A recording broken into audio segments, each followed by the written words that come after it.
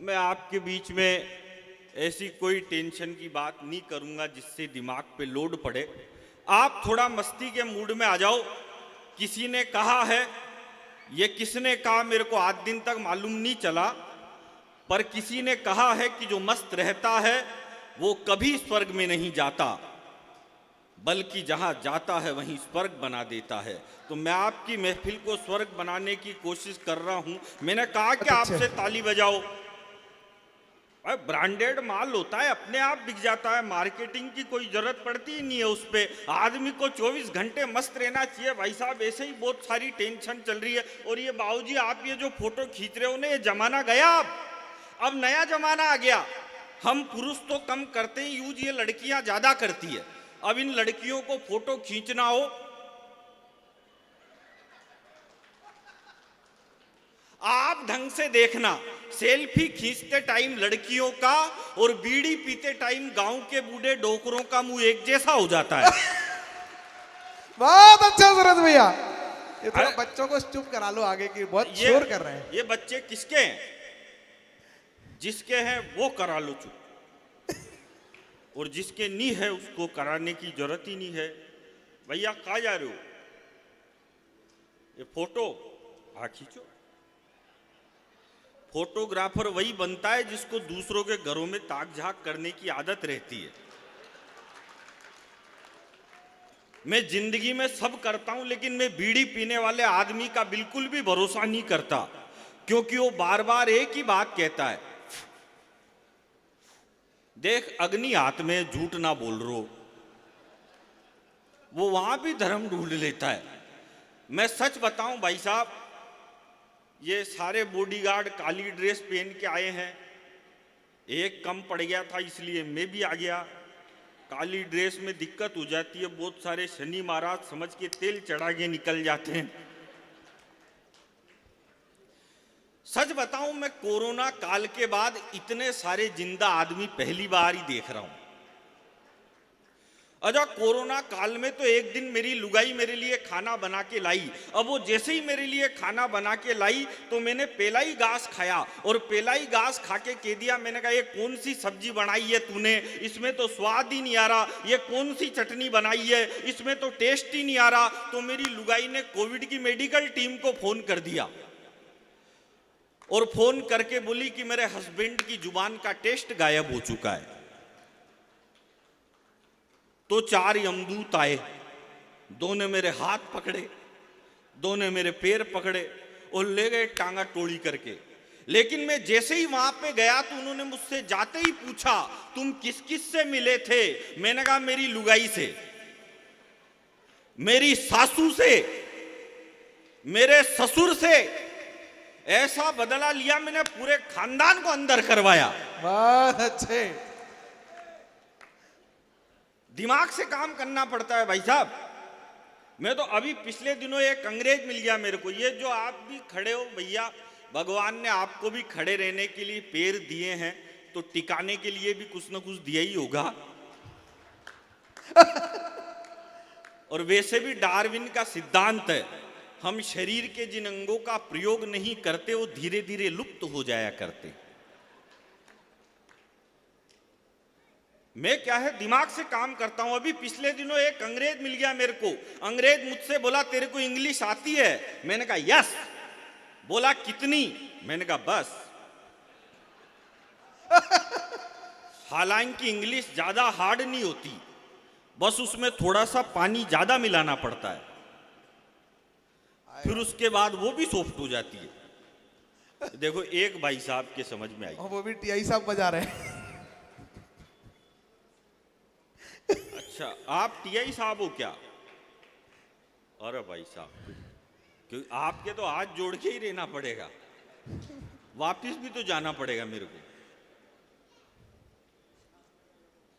अच्छा, बहुत बढ़िया भाई साहब, आप बहुत देर से मेरे को याद कर रहे थे। इतनी तो मेरी लुगाई याद नहीं करती मेरे को।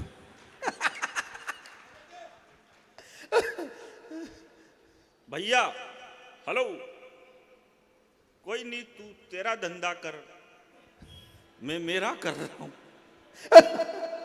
अंग्रेज बोला तेरे को इंग्लिश आती है? अरे मैंने कहा आती है नहीं आती, तू पूछ तो सही। बोला इंग्लिश आती है तो एक काम कर, वो जो लड़की साइड में खड़ी है उसको इंग्लिश में यहाँ बुला। अब इतनी सी तो मेरे को आती थी, मैंने कह दिया बेबी प्लीज कम हियर।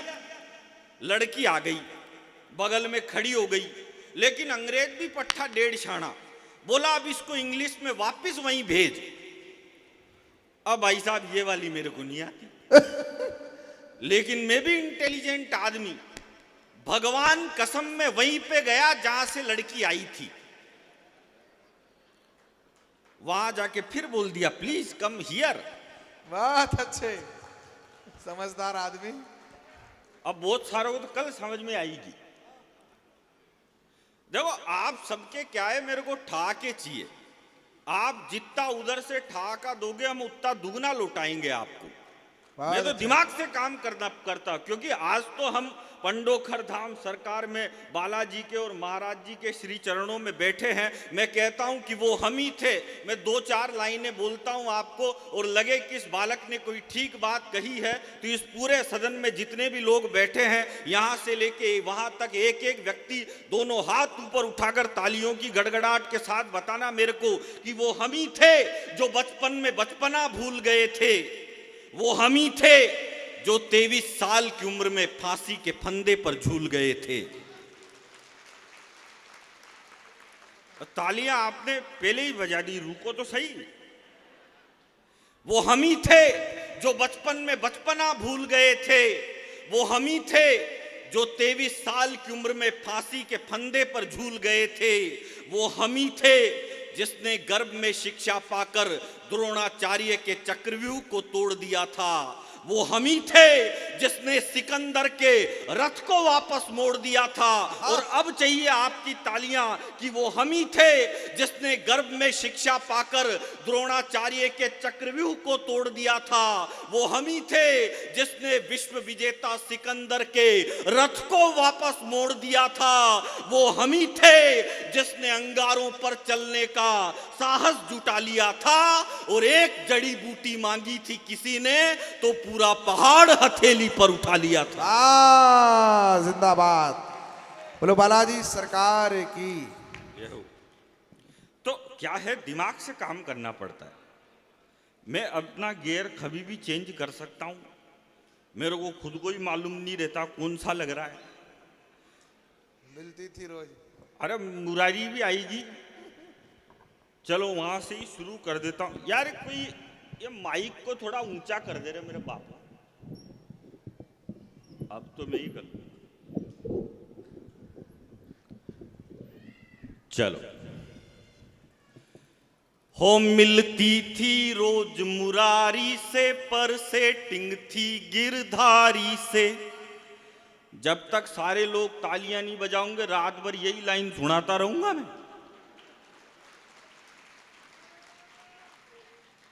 जो जो मेरी अच्छी बात पर ताली नहीं बजाएगा मैं उन सबको श्राप दे दूंगा, अगले जन्म में घर घर जाके बजानी पड़ेगी। देखो मैं आपको बताऊं, एक आदमी की जिंदगी में उसके माथे पे 2 ही औरतें हाथ घुमाती है, एक तो मां और दूसरी बीवी। जब मां माथे पे हाथ घुमाती है तो बाल बढ़ते हैं। बहुत बढ़िया। और जब लुगाई माथे पे हाथ घुमाती है तो सूपड़ा साफ। बीच में 1-2 भाई साहब को देख के तो ऐसा लग रहा है जैसे पूरे मोहल्ले वालियों ने हाथ घुमा रखा है। मैं तो एक दिन एक दुकान पे गया, मैंने दुकानदार से कहा, मैंने कहा भाई साहब एक काम करो 5 किलो चावल दो। वो बोला किस में लेके जाएगा? मैंने कहा ये थैला लेके आया हूँ, इसमें लेके जाऊंगा। उसने 5 किलो चावल थैले में डाल दिए। मैंने कहा एक काम कर 5 किलो गेहूं भी दे। वो बोला ये किस में लेके जाएगा? मैंने कहा इसी में मिक्स कर दे, मेरी लुगाई फिर ये बीड़ती रहेगी, तेरे को किस बात की टेंशन है। उसने दोनों एक में मिक्स कर दिए। मैंने कहा अब एक काम कर 5 किलो बाजरा भी दे। वो बोला ये किस में लेके जाएगा? मैंने कहा इसी में मिक्स कर दे, मेरी लुगाई कर लेगी अलग अलग, तेरे को किस बात की टेंशन है। उसने तीनों एक में मिक्स कर दिए। अब मैं जैसे ही थैला उठा के जाने लगा तो बोला भाई साहब पेमेंट। मैंने कहा पेमेंट अगले साल। बोला मैं उधारी में धंधा नहीं करता। मैंने कहा नहीं करता तो तेरा माल वापस पकड़ अपने को, कई बात की टेंशन है यार, ज्यादा टेंशन क्यों पाले यार। मैं सही बताऊं, वो कहा गया सुमित, इधर आया यार। हाँ, ये मेरा दोस्त है, और जब से मेरा दोस्त बना है मेरे को दुश्मन बनाने की जरूरत ही नहीं पड़ती, ये अकेला ही काफी है। बहुत अच्छे। अरे अच्छे क्या, मैं तुमको बताऊं, ईश्वर की कृपा से मेरे 7 सालियां हैं। 7? हाँ, और ईश्वर मेरे ससुर जी का नाम है। इतनी दिक्कत चल रही भाई साहब, इतनी दिक्कत चल रही, दिन दहाड़े अगर मोहल्ले में चोरी हो जाए तो किसी को भी पता नहीं चलता, और रात को आप ना गर्लफ्रेंड घर पे बुला लो तो पूरे मोहल्ला जाग जाता है। बहुत अच्छे। अरे अच्छा क्या, एक दिन मेरी गर्लफ्रेंड मेरे से बोली, इसमें कोई हंसने की बात नहीं है, मतलब मेरे क्या गर्लफ्रेंड नहीं हो सकती क्या? लखन देख के तो नहीं लग रहा कि होगी। जो तू क्या सोच रहा है, हिंदुस्तान में गर्लफ्रेंड बनाने का ठेका केवल शशि थरूर ने ही ले रखा है। अरे टेंशन हो जाती है भाई साहब, कभी कभी पता ही नहीं चलता है। मैं आपको बताऊं, दिक्कत ऐसी हो जाती है, अब लोग कह रहे हैं, बोला विकास नहीं हो रहा, विकास नहीं हो रहा, विकास नहीं हो रहा। अब तो सर हमने इतनी तरक्की कर ली, इतनी तरक्की कर ली, अब तो हमने चांद पे तिरंगा गाड़ दिया। हाँ। अब तो पाकिस्तान वाले भी फक्र से कह सकते हैं कि चांद हमारे बाप का है। वाह, जिंदाबाद भाई। अरे जिंदाबाद क्या, हम ऐसे ही नहीं पहुंचे चांद पे, इसके लिए हमने ट्राई किया था, इसके लिए हमने मेहनत की थी, इसके लिए टीआई साहब हमने कोशिश की थी। आपको पता है, इसके पहले भी हमने ट्राई किया था तो हम 2 किलोमीटर से चूक गए थे चांद पे जाने से। तो ये सारे छोरे छोरी बावड़े हो गए, ये फेसबुक ट्विटर व्हाट्सएप पे लिखने लग गए, बोले हिंदुस्तान चांद पे जाने से 2 किलोमीटर से चूक गया, हमारा विक्रम चांद पे जाने से 2 किलोमीटर से चूक गया, हम चंद्रयान पे जाने से 2 किलोमीटर से चूक गए। अब मैं आपको एक बात बताऊं पंडोखर वालों, हम 4 भाई हैं। जो मेरा सबसे बड़ा भाई है वो एमकॉम पास है और वो बेरोजगार है। जो मेरा दूसरा भाई है वो एमबीए पास है और वो भी बेरोजगार है। जो तीसरा है वो एमए है, जो कोई भी कर लेता है, और वो भी बेरोजगार है। अच्छा। और जो चौथा है वो मैं हूं, मैं केवल 5वीं पास हूं, और मैं हिंदुस्तान के हंसी के सबसे बड़े show the great Indian laughter challenge का विजेता हूं। बहुत अच्छे। इसमें कोई अच्छी बात नहीं थी, इसमें कोई ताली बजाने की भी बात नहीं थी। बात यह है कि जो बेवकूफ बोल रहे थे कि हम चांद पे जाने से 2 किलोमीटर से चूक गए, हम चांद पे जाने से 2 किलोमीटर से चूक गए। अब एक बात बताओ, जब मेरे पिताजी को लाफ्टर चैंपियन पैदा करने के लिए 3 पड़ाव पार करने पड़े और ये एक बार में ही बोले हम चांद पे जाने से 2 किलोमीटर से चूक गए, हम चांद पे, अरे ट्राई तो करो, कोशिश करनी पड़ती है। ज्यादा पढ़ा लिखा होने से कुछ भी नहीं होता। अब आप तो सर पढ़े लिखे ही होंगे, बिना पढ़े तो कोई थानेदार बनता थोड़ी है,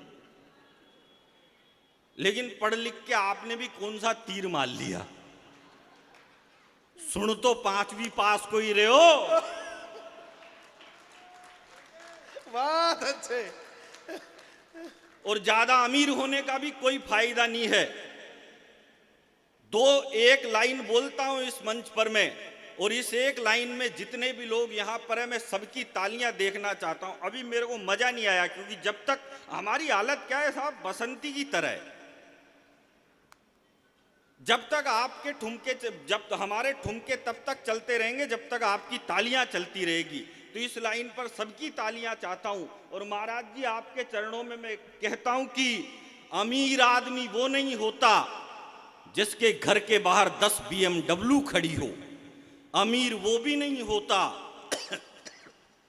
अमीर वो भी नहीं होता जिसके घर के बाहर 10 BMW खड़ी हो। अमीर वो भी नहीं होता जिसके पास 1000 एकड़ की संपत्ति हो। जिस घर के बाहर बच्चे और बुजुर्ग मुस्कुराते हुए मिले, समझ जाओ वही घर अमीरों का है। वाह वाह वाह वाह वाह वाह भाई, हृदय स्पर्श कर लिया। वाह। याकूब मेनन को फांसी, पढ़ने लिखने से कुछ भी नहीं होता। याकूब मेनन को फांसी हुई तो इस देश का पढ़ा लिखा मीडिया बोले याकूब मेनन को गलत फांसी पे लटका दिया, याकूब मेनन के साथ अन्याय हुआ। याकूब मेनन जब फांसी पे लटक रहा था तो उसको अंतिम समय में उसकी 17 साल की बेटी से नहीं मिलने दिया गया। ये कौन बोला? ये इस देश का पढ़ा लिखा मीडिया बोला। तो फिर उसके बाद मैं बोला, मैंने कहा एक बात बताओ रे चोटों,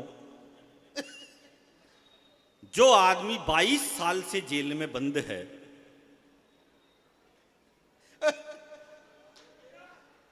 उसके 17 साल की बेटी कौन सी वेबसाइट से डाउनलोड करते हो यार? बहुत अच्छे। लोग कह रहे हैं बोलो विकास नहीं हो रहा। विकास आप ट्रेन के बाथरूम में जाना, ट्रेन के बाथरूम में भाई साहब वो डिब्बा होता है ना, उसको भी चेन से बांध के रखना पड़ता है, वरना लोग उसको भी चोर के ले जाते। अब मैं एक दिन ट्रेन के बाथरूम में गया, अब वहां फिर मैंने कार्यक्रम किया। कार्यक्रम के बाद मैंने जैसे ही वो डिब्बा अपनी ओर खींचा तो डिब्बे की चेन इतनी सी, वो डिब्बा अपने मुकाम तक आने का नाम ही नहीं ले रहा था। तो मैंने 139 पे फोन किया, तो फोन एक लड़के ने उठाया। अरे मैंने कहा भाई साहब ये डिब्बे की चेन को इतना लंबा तो करो कि अपने मुकाम तक तो पहुंचे। तो उधर से आवाज आई, इंद्र नांद्र किंद्र कोटियार तिंद्र नांद्र वड़क्कले। मैंने कि पता नहीं यार ये क्या बोल गया। मैंने दोबारा काट के फिर फोन किया, मैंने कहा भाई साहब ये डिब्बे की चेन इतनी लंबी तो करो कि अपने मुकाम तक तो पहुंचे। तो उधर से आवाज आई, भाई चेन इतनी सी रहेगी, अगर आपको दिक्कत है तो मुकाम को थोड़ा आगे खिसका सकते हो। लोग कह रहे मेरे साथ तो भाई साहब ऐसी ऐसी टेंशन हो जाती है। अभी पिछले दिनों मेरे को दिल्ली से जाना था मथुरा। अब मैं दिल्ली से मथुरा जाने के लिए ट्रेन में बैठा। अब मैं जिस ट्रेन में बैठा, सबसे ज्यादा रिश्तेदारी अगर कहीं होती है तो ट्रेन में ही होती है।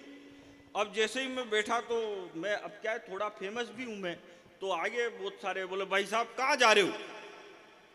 मैंने कहा मैं मथुरा जा रहा हूं बांके बिहारी जी के दर्शन करने के लिए। बोला बहुत अच्छे, लेकिन एक दिक्कत हो गई। मैंने कहा क्या दिक्कत हो गई? बोला भाई साहब ये राजधानी एक्सप्रेस है, ये मथुरा में रुकती ही नहीं है, इसका स्टॉप ही नहीं है मथुरा में। अरे तो मैंने कहा कहाँ रुकती है? बोले डायरेक्ट कोटा रुकेगी, अब आपको वहां से जाके वापिस आना पड़ेगा। और मैंने कहा तो बहुत गड़बड़ हो गई। तो इतने में एक दूसरा ज्ञानी आ गया, बोला भाई साहब इनकी बात मत सुनो, टेंशन मत लो, ये ट्रेन मथुरा में रुकती नहीं है, लेकिन अभी क्या है मोदी जी की सरकार ने सब जगह रेलवे का काम छेड़ रखा है, तो ये ट्रेन रुकती नहीं है, लेकिन ये ट्रेन मथुरा में थोड़ी स्लो हो जाती है। तो जैसे ही ये ट्रेन मथुरा में थोड़ी स्लो हो तो आप एक काम करना, एक पांव बाहर निकालना और फिर कूदना, और कूदने के बाद फिर थोड़ी स्पीड मेंटेन रखना। तो स्पीड मेंटेन रखोगे तो आप उतर जाओगे, आपके चोट वोट नहीं लगेगी। तो मैंने कहा ठीक है भाई साहब। अब जैसे ही मथुरा का स्टेशन आया तो 10-15 आगे मेरे को उतारने के लिए बोले भाई साहब कूदो। अब मैं कूदा, कूदने के बाद मैंने स्पीड बढ़ाई तो मेरी स्पीड थोड़ी सी ज्यादा फास्ट हो गई। इतनी फास्ट हो गई कि मैं दौड़ते दौड़ते आगे वाले कोच तक पहुंच गया। तो आगे वाले कोच वालों ने मेरा हाथ पकड़ के मेरे को डिब्बे के अंदर खींच लिया। और ये तो कुछ भी नहीं है, खींच के यूं और बोला भाई साहब आपकी किस्मत अच्छी है, वरना ये ट्रेन तो मथुरा में रुकती भी नहीं है। दिक्कत तो देखो, मैं तो क्या है, एक दिन मैं कोटा के मॉल में मेरी लुगाई के साथ घूम रहा। अच्छा। तो ये सुमित मिल गया, बोले यार, अब मैं हाथ में हाथ डाल के घूम रहा, तो ये सुमित मिश्रा मिल गया मेरे को। बोलो भाई साहब हाथ ही नहीं छोड़ रहे तुम भाभी जी का, बड़ा प्रेम करते हो। मैंने कहा भाई इसका हाथ छोड़ता हूं, ये कभी साड़ी की दुकान में घुस जाती है, कभी ज्वेलरी की में घुस जाती है। अच्छा वो गई साड़ी की दुकान पे, अब उसने भाई साहब 500 साड़ी पलट दी, एक भी नहीं खरीदी। फिर मैंने सोचा इसने मुझे भी चुना है। अच्छा 500 साड़ी पलट दी, फिर बोला भैया वो वाले डिब्बे में क्या है वो दिखाओ। बोला मैडम मेरे खाने का टिफिन है। अब इसको भी खाओगी क्या? मैं तो एक दिन मेरे दोस्त के साथ जा रहा भाई साहब नैनीताल, हाँ, लुगाई के साथ जा रहा नैनीताल। मैं 3-4 बार नैनीताल गया। हाँ, जाना चाहिए, तू भी जाना। और नहीं जाए तो कोई बात नहीं, किसकी लगाई? मेरी के साथ ही गया था यार, दूसरों के साथ क्यों जाऊंगा मैं? तो मैं मेरी लुगाई के साथ जा रहा नैनीताल, तो एक दोस्त मिल गया मेरे को। बोला भाई साहब कहाँ जा रहे हो? मैंने कहा लुगाई के साथ घूमने जा रहा हूँ नैनीताल। बोला बहुत अच्छे। मैंने कहा अच्छा बच्चा कुछ भी नहीं है, रास्ते में कोई ढंग की खाई दिखेगी तो दे लूंगा धक्का, तो कलेश खत्म। तो दोस्त भी 1.5 आना, बोला भाई साहब फिर तो मेरी भी ले जाओ, लेकिन मैं भी इंटेलिजेंट आदमी। मैंने कहा ले तो जाऊं, लेकिन तेरी वाली के धक्का में वापस आते टाइम दूंगा।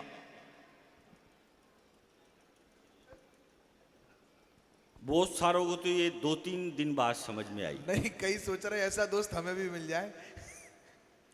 मिलना भी चाहिए। चलो मैं तुम्हारी मांग भर देता हूं।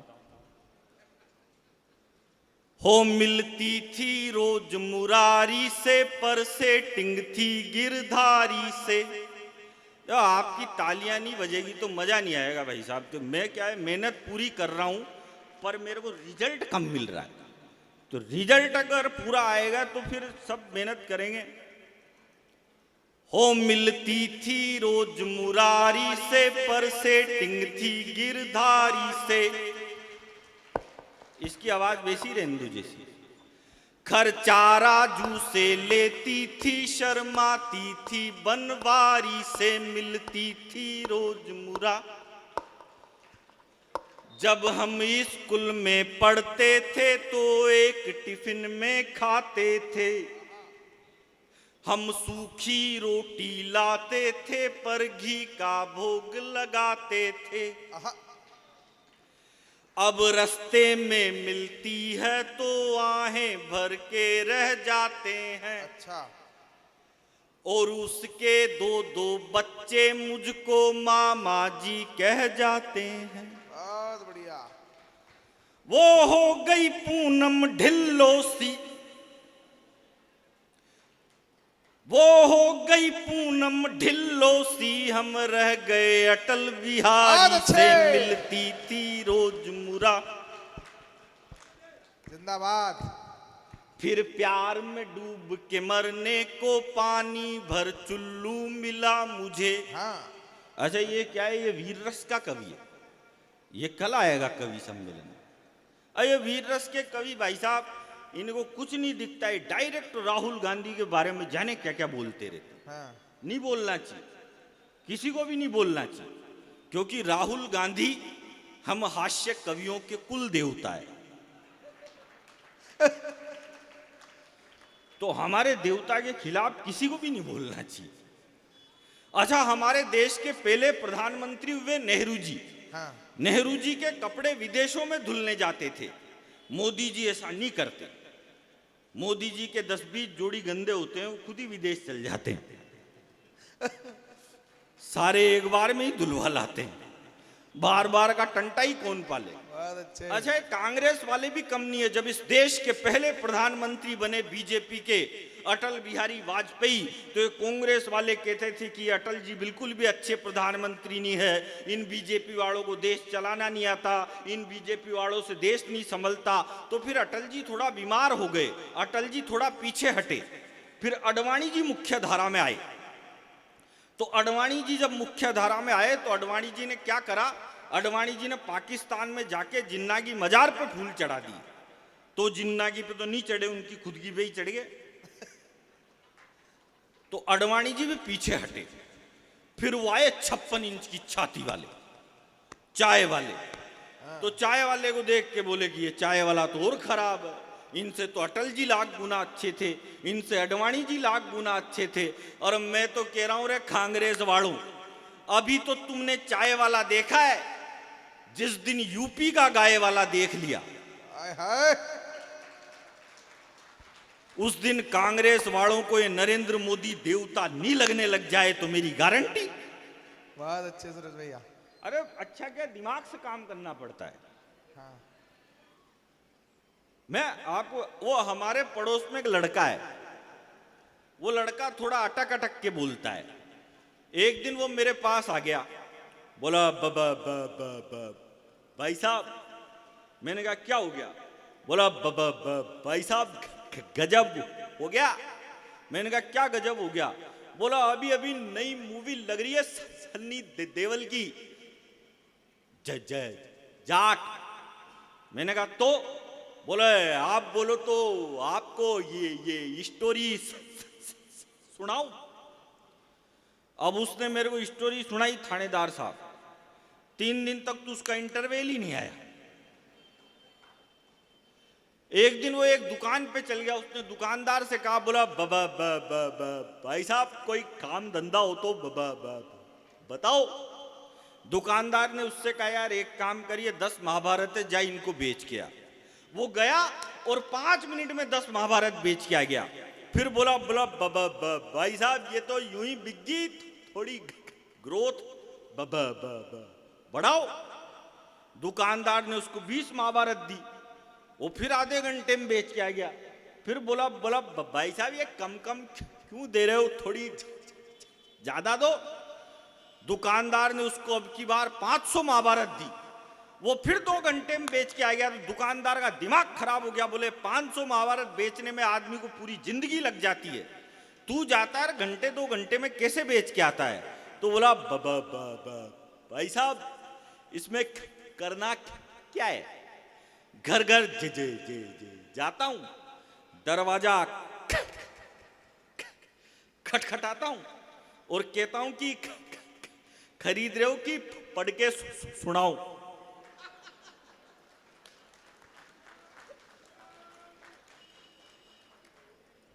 एक दिन फिर आ गया वो मेरे पास, बोला मैंने छोड़ दी रामायण महाभारत सब बेचना बंद। मैंने कहा अब क्या करेगा तू? बोला भाई साहब अब तो मेरी नई नौकरी लग गई। मैंने कहा नई नौकरी किसमें लग गई तेरी? बोला भाई साहब मेरी नई नौकरी रेलवे में लग गई। मैंने कहा रेलवे में किस चीज की नौकरी लग गई रे तेरी? बोला भाई साहब मेरी रेलवे में ये अनाउंसमेंट करने की नौकरी लग गई। अब उसने अनाउंसमेंट किया, बोला र र र र राजधानी ये एक्सप्रेस प प प प प प्लेटफॉर्म नंबर 3 पे आई थी गई। बहुत अच्छा सूरज भाई। थोड़े दिन बाद वो एक क्रिकेट का मैच खेलने चल गया। अब क्रिकेट के मैच में उसको डायरेक्ट कप्तान बना दिया। अब कप्तान बनाया तो अंपायर ने उसके सामने सिक्का उछाला, बोला मांग एड मांगेगा कि टेल मांगेगा। अब सिक्का आसमान में, यही उसके तो जो आ गया जो ही असल है। यार आप तालियां नहीं बजाने की कसम खा के आए हो क्या घर से? थोड़े दिन बाद उसने अपने 20 दोस्तों के साथ एक ऑफिस खोला 20वीं मंजिल पे। अब उसमें लिफ्ट नहीं थी। अब पहले ही दिन इनॉग्रेशन करने के लिए जाना। अब जैसे ही उनने गाड़ी पार्क करी तो बोला ऊपर बाद में चलेंगे, पहले मेरी बात सुनो। अरे बोला तू बहुत देर लगाएगा यार, 1 घंटा लगाएगा बोलने में, बाद में बोलना। तो 2-3 मंजिल चढ़ गए वो। फिर बोला सुनो तो सही। हाँ बोला तुम बाद में बोलना, बहुत देर लगाता है। 2, 5, 10 फ्लोर फिर चढ़ गया। फिर बोला अरे सुन तो ले। हाँ बोला तू बाद में बोलना यार। फिर 20 फ्लोर चढ़ गए। तो फिर सबने हाँफते हाँफते पूछा उससे, बोला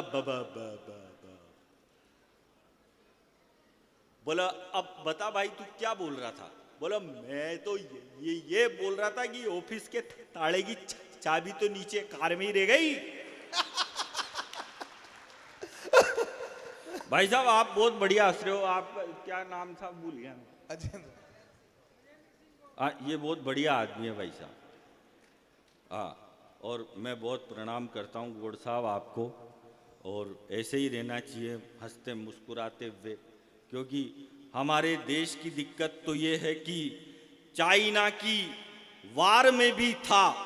वो एक आ गया मेरे पास, बोला गुरुजी ज्ञान दो। मेरे को भी बोलते हैं गुरुजी उधर छोटे मोटे, तो एक आ गया बोले गुरुजी ज्ञान दो। अरे मैंने कहा क्या ज्ञान चाहिए तेरे को? बोले ऐसा ज्ञान दो जो लुगाई जिंदगी भर मेरे संपट में रहे। अरे मैंने कहा ऐसा ज्ञान तो मेरे खुद के पास ही नहीं है, तेरे को कहाँ से दूं? बोले आप तो इतने बड़े कलाकार हो, आप तो दे ही सकते हो ज्ञान। तो मैंने कहा ले जा ज्ञान। बोला करना क्या है? बोला ऐसा ज्ञान दो जो लुगाई गुलाम बन के रहे। अरे मैंने कहा ये बता तेरी शादी कब है? बोला शादी भाई साहब मेरी जून में है। आप तो बस लुगाई को गुलाम बनाने का तरीका बता दो। मैंने कहा देख कुछ भी नहीं करना, शादी के पहले ही दिन तेरी लुगाई के पास एक दारू की बोतल ले जाके रख देना। तेरी लुगाई देखते ही कहेगी ये कैसा बेवड़ा पति मिल गया मेरे को, शादी के पहले ही दिन दारू की बोतल लेके आ गया। तू उसी के सामने दीवार पे फेंक के फोड़ देना और कह देना आज से तेरे प्यार में बंद। तेरी लुगाई जब तेरा इतना बड़ा त्याग और बलिदान देखेगी तो जिंदगी भर तेरी गुलाम बन के रहेगी। अरे सुनो, अब आई ताली दो। अब भाई साहब टाइम आ गया, उसकी शादी हुई। शादी हुई तो उसने जैसे ही लुगाई के सामने दारू की बोतल ले जाके रखी, उसकी लुगाई देखते ही बोली ठीक है बनाओ, लेकिन मेरे पेग में सोडा मत डालना। अच्छे। और 4 लाइनें आपके बीच में मैं बोलता हूं कि चाइना की वार में भी था। और देखो आपकी तालियां इस बार तो उठनी चाहिए, अपने हाथों को रोकना मत। चाइना की वार में भी था, कांग्रेस की सरकार में भी था। चाइना की वार में भी था, कांग्रेस की सरकार में भी था, तब भी था, अब भी है। ये खेल क्यों है बताना पड़ेगा। तब भी था, अब भी है, ये खेल क्यों है बताना पड़ेगा। चपरासी ग्रेजुएट, मंत्री छठी फेल क्यों है बताना पड़ेगा।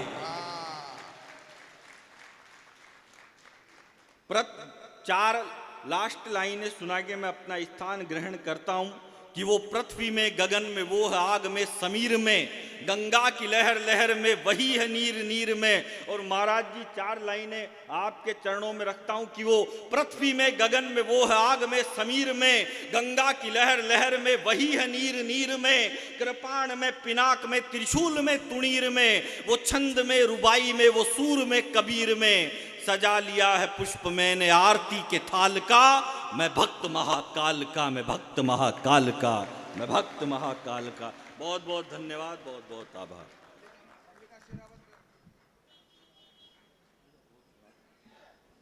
मल्लिका शेरावत वाला कह रहा है टी साहब। मैं जानता हूं उसके बिना तो आपके करवा चौथ के व्रत ही पूरे नहीं होते।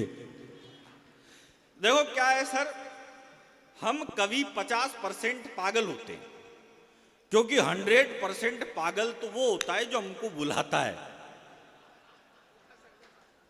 और मेरे को इसने बुलाया है। उमाशंकर शास्त्री जी बुलवा। शास्त्री जी कहाँ छिपे छिपे फिर रहे हो आप? एक भाई साहब ने डिमांड की है तो इनकी मांग भर देता हूं, मतलब पूरी कर देता हूं। हिंदुस्तान की प्रख्यात अभिनेत्री है, वही अपनी प्रातः स्मरणीय चारु स्मिता प्रतक्षणम रक्षम ददामी वस्त्रम समर्प्यामी वस्त्र विहारिणी डील उघाड़नी न्यून वस्त्र धारिणी आदरणीय मल्लिका शेरावत। और हिंदुस्तान के एक प्रख्यात अभिनेता है, परम उत्तेजित रात्रिकालीन कुशल सेनानी, अधर रम्यामी सर्वहृदय गामी, नारी वस्त्रम भक्षणामी लिपिस्टिक चटखामी, महामहिम चुंबन स्वामी आदरणीय इमरान हाशमी।